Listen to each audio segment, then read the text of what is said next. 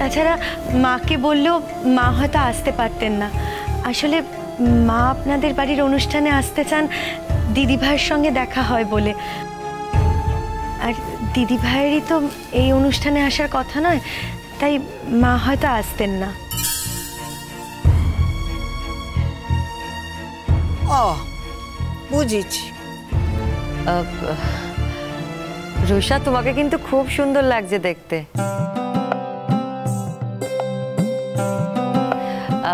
মহারাজ, কি পড়ছিস?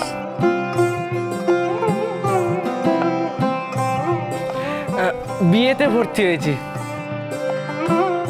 শ্রীময়ী ভাইয়ের ছেলে না?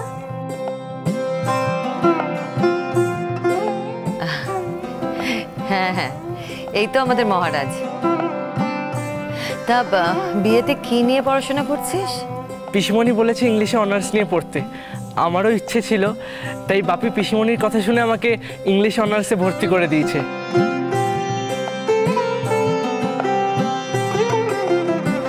তা না হলে তো আমাকে অন্য কিছু নিয়ে পড়তে হতো। পিসিমণি মানে তোর পিসি, মানে আমার বৌদি? হ্যাঁ। শ্রীময়ী সাজেস্ট করেছে তুমি ইংলিশ অনার্স নিয়ে পড়বে। পিসিমণি মানে তোর পিসি, মানে আমার বৌদি? হ্যাঁ।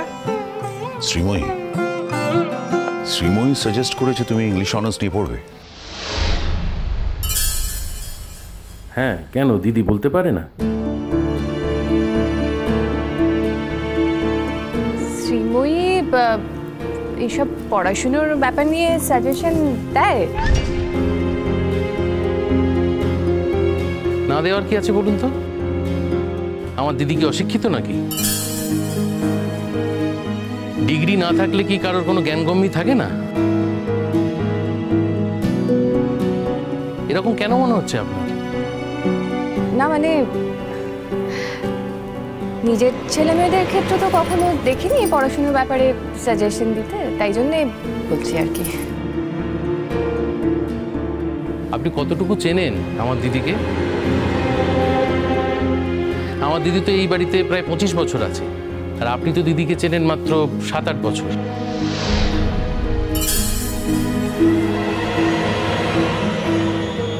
এইটুকু সময়ের মধ্যে আমার দিদিকে চেনা সম্ভব নয়। হ্যাঁ, দিদি সাজেশন দেন। যেখানে দিদি সাজেশনের গুরুত্ব দেওয়া হয় বা তার কথা শোনা হয়, সেখানে দিদি সাজেশন দেন।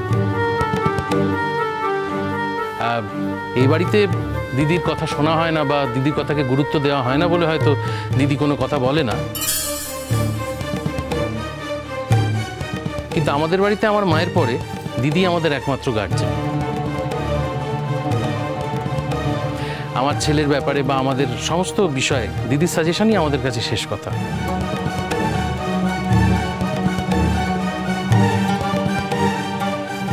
দিদি আমাদের জন্য যা কিছু করেছে তাতে আমাদের সবসময় খুব ভালো হয়েছে, কখনো খারাপ হয়নি।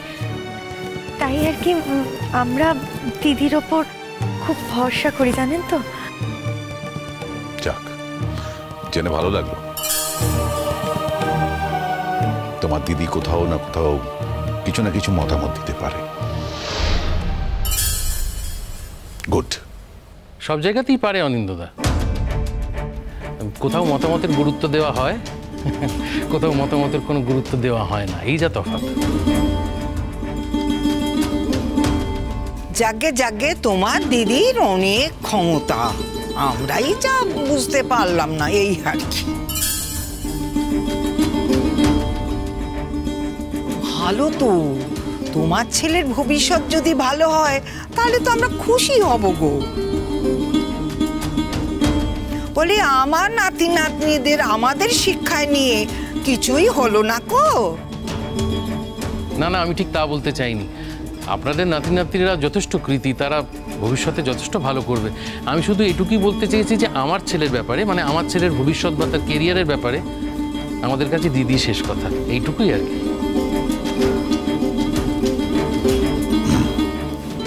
মা জাম্বুর কাছে যাবে? হ্যাঁ হ্যাঁ, যাওয়া যাক। চলো জুন। হ্যাঁ চলো।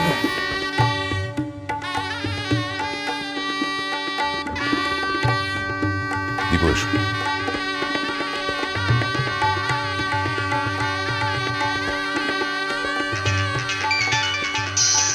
দিদি ফোন করছে, এই কথা বলি আসি। হ্যাঁ দিদি বল। ভাই ভাই একবার আসতে পারবি এক্ষুনি? কেন রে, কি হয়েছে? কি হয়েছে খুলে বল আমাকে। ভাই খুব জরুরি দরকার। তুই এখন কোথায় রে? আমরা তো জাম্বো শ্বশুর বাড়িতে এলাম রে, বরযাত্রীতে। এক্ষুনি বরণ হলো। এ কি হয়েছে বল না আমায়। ভাই তোকে আমি সব কথা বলবো, কিন্তু আমার শ্বশুর বাড়ির কাউকে কিচ্ছু বলিস না, তুই কিচ্ছু বলিস না কাউকে। আরে কি হয়েছে বলবি তো আমাকে। শোন না, বলছি যে টিঙ্কাকে সকাল থেকে খুঁজে পাওয়া যাচ্ছে না। শোন না, বলছি যে টিঙ্কাকে সকাল থেকে খুঁজে পাওয়া যাচ্ছে না। কোথায় গেছে আমি জানি না। তুই বাড়িতে আয়, আমি তোকে সব কথা বলবো। কি বলছিস কি? ডিঙ্কা? কিন্তু এখন এখান থেকে দুম করে যদি চলে যাই, রুষাকে তোরা সব জিজ্ঞেস করবে আমি কোথায়। রুষা অনেক বুদ্ধি রাখে, কাকে কিভাবে ম্যানেজ করতে হবে ও খুব ভালো করে জানে। ভাই তুই শুধু রুষাকে বলে দে, তুই ফেরা না পর্যন্ত ও যেন আমার শ্বশুর বাড়ির কাউকে কিচ্ছু না বলে। ভাই তোকে আমার খুব দরকার। আমার ছেলেটার মধ্যে ভয়ঙ্কর রকমের সর্বনাশ হয়ে গেছে ভাই। কি বলছিস পাগলের মতো? আমি এক্ষুনি আসছি, আমি তোর বাড়িতেই যাবো তো। হ্যাঁ আমি বাড়িতেই আছি, তুই বাড়িতে আয় ভাই, তুই তাড়াতাড়ি আয়। তুই কাঁদিস না দিদি। বলছি এই বাড়ির সবাই কি জানে বিষয়টা? না ভাই, কেউ কিচ্ছু জানে না, কেউ কিছু জানতে চায়ও না। ডিঙ্কার কথা কি কেউ জানতে চায় বল? তুই তাড়াতাড়ি আমার বাড়িতে আয় ভাই। আমি তো বাড়িতে একদম একা, সবাই তো বরযাত্রী চলে গেছে। তুই এলে একটু ডিঙ্কার খোঁজ করতে বেরোবো। তুই যেভাবে পারিস তাড়াতাড়ি আমার বাড়িতে আয় ভাই, তাড়াতাড়ি আয়। তুই ডাক, আমি এক্ষুনি আসছি।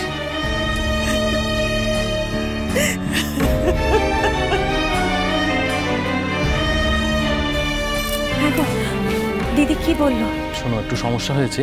দিদি একটা ইমার্জেন্সি হয়েছে, মানে ডিঙ্কাকে নাকি সকাল থেকে খুঁজে পাওয়া যাচ্ছে না, বুঝলে? আমাকে দিদি একবার ডাকছে, আমি ও বাড়ি যাচ্ছি। আর ঠান্ডা মাথায় শোনো, এ বাড়ির কেউ কিন্তু বিষয়টা জানে না। কেউ যদি জিজ্ঞেস করে আমি কোথায় গেছি, তাহলে বলবে যে আমার একটা ফোন এসেছিল, আমি একটু বাইরে গেছি, আমি টুক করে কিছু একটা বলে দিও বানি, আমি ফিরে আসছি। কিন্তু তুমি ওখানে গিয়ে আবার এখানে ফিরতে পারবে? ঠিক বলেছ।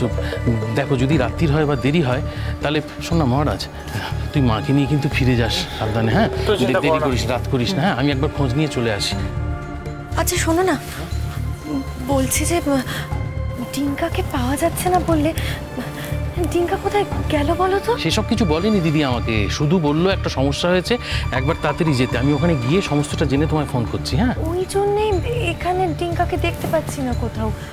আচ্ছা এরকমও তো হতে পারে যে ডিঙ্কা হয়তো ওর শোতে গেছে। কি উল্টোপাল্টা কথা বলছো? ডিঙ্কা যদি শোতে যেত, দিদি একটু টেনশন করতো নাকি? দিদি খুব কাঁদছে জানো। আরে আমি তাহলে তোমার সাথে যাই। তুমি উন্মাদের মতো কথা বলছো। তুমি আমরা সবাই মিলে যদি এখান থেকে চলে যাই, এরা সন্দেহ করবে না? আর শোনো, এ বাড়িতে আমার যদি ফিরতে দেরি হয় এখানে, তাহলে তুমি বলবে যে আমার একটা অফিসের ফোন এসেছিল, আমি ইমার্জেন্সিতে বেরিয়ে গেছি। আর তোমরা দুজন মিলে সাবধানে ফিরে যেও, বুঝতে পারলে? আমি ওখানে গিয়ে সমস্তটা জেনে ডিটেলে তোমাকে ফোন করে সব জানাচ্ছি। ঠিক আছে, তুমি চিন্তা করো না, তুমি সাবধানে যাও। আর ওখানে পৌঁছে আমাকে একটা ফোন করে দিও। ও হ্যাঁ, ভালো কথা। তোমার কাছে টাকা পয়সা আছে? হ্যাঁ হ্যাঁ, আমার কাছে টাকা পয়সা আছে। শোন মহারাজ, যদি খুব রাত্রির হয়, তাহলে তোমরা বাসের জন্য অপেক্ষা করো না, একটা ট্যাক্সি ধরে বাড়ি চলে যাও। আচ্ছা ঠিক আছে, তুমি যাও, ফোন করে জানাচ্ছি। সাবধানে যাও। একটু দেখিস বাবা। হ্যাঁ সাবধানে যাও। হ্যাঁ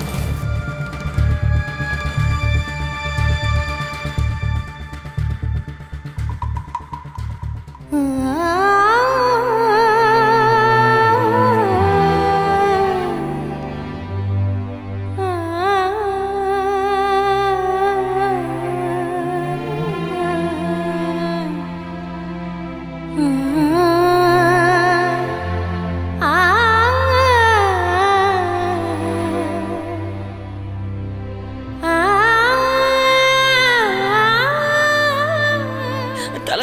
আসছি। তাড়াতাড়ি যা। এটা কি প্রত্যুষ সেনগুপ্তর বাড়ি?